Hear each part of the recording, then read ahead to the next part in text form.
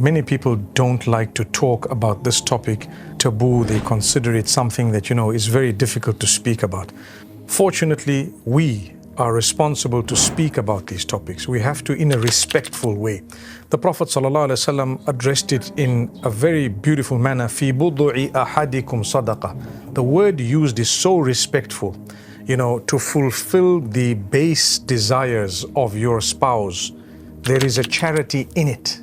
The Sahaba radiallahu anhum were obviously surprised that they asked a question, O Messenger sallallahu alayhi wasallam, if we fulfill our base desires, would we get a reward for that?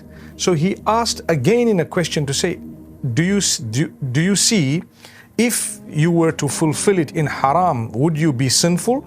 They said yes. Well, he said, well, then if you do it in the halal proper way, then you would achieve a reward. So that's one thing we need to understand. When a person gets married, people say, you can't marry for sex. Then sorry, why did you get married? It's one of the main things. It's one of the main parts of the package. In fact, so much so that if a person is unable to satisfy his spouse either way, then they have a right, the other spouse has a right to file for a nullification of it, because you can't fulfill my rights. It's important. I protected myself from haram for what?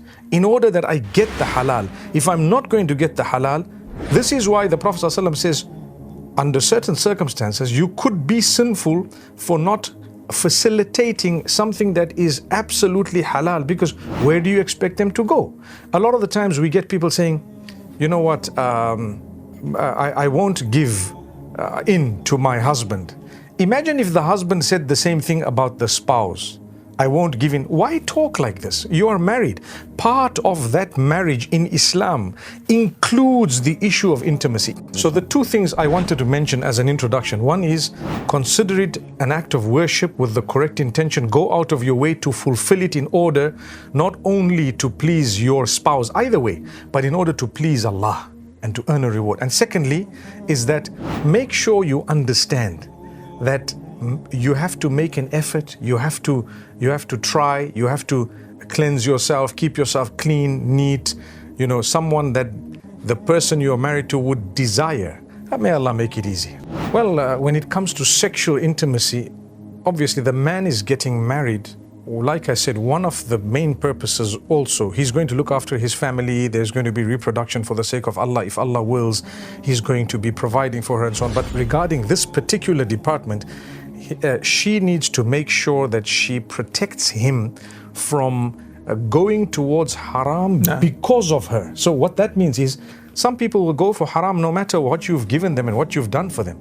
But if it is a result of your action or your refusal, for example, without any reason, you would then be guilty in the eyes of Allah of not fulfilling this man's rights to the degree that you share a part of his sin. Right? So we won't say that you are guilty of the crime, but you share a part of the sin, because had he fulfilled his halal desire, he would not have needed to even consider haram. So this is why a lot of the times nowadays you have many feminists who talk, and it's open. They say, I don't need to be intimate. What's the issue? Well, in the eyes of Allah, there is an issue. The reason is quite simple, that this whole issue of you getting married, and they say tying the knot, is in order to be able to do certain things in a halal way.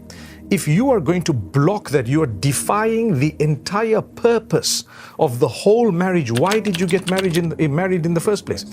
So you would be held liable in the eyes of Allah. Similarly, if it was the opposite way around, women would cry foul to say, listen, this guy's not satisfying me. We've had hundreds of cases come to us, he's not satisfying me. This guy is like this, he's like that, he's gay, or whatever they say.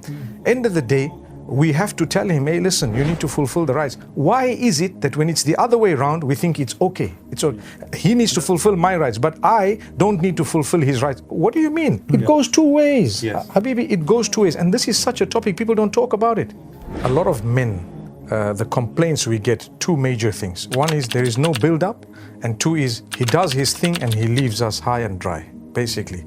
So what is recommended, even from an Islamic perspective, the muqaddimat, that thing which leads up to the intimacy, is equally important.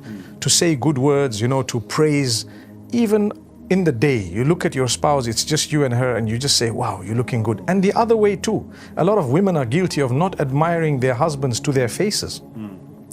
And in this case, you can use, words that are not used outside. You're looking hot, who can I tell that to? A limited usage of that word. So all these words are very, very important, and the build up to it. You don't just come in almost like, if you have basically premature ejaculation. Yes, yeah, you call it premature ejaculation, or if you have reached that point of orgasm, make sure that you don't just plug out until she has also been satisfied. It's a very important factor. A lot of women actually complain, and it's so hard for them to talk about it, to say, what's there in this? I mean, what did I get? I've been married for so. A man is wired differently from a woman. The world can say what it wants, but the wiring is different. So the thinking is different, the emotions are different, physically there is a difference, so many things are different. And yes, there is a lot that is common, but in those differences, you need to think that what does she need? What does he need? And why does he need it? And look at this and so, because you could be thinking you're solving a problem by abstaining, not realizing you're creating a bigger problem. And one thing I want to add is the relationship between husband and wife should be so beautiful that these things should be understood. Many marriages, in fact, let's be fair, I think most of the marriages, they have a good understanding to say, the wife is not feeling well, or she's tired, or she has a headache, or there is something, or you can sense that maybe she's sad about something happened. I mean, someone passed away, something. And so there should be a good understanding where there doesn't even need to be a deep discussion about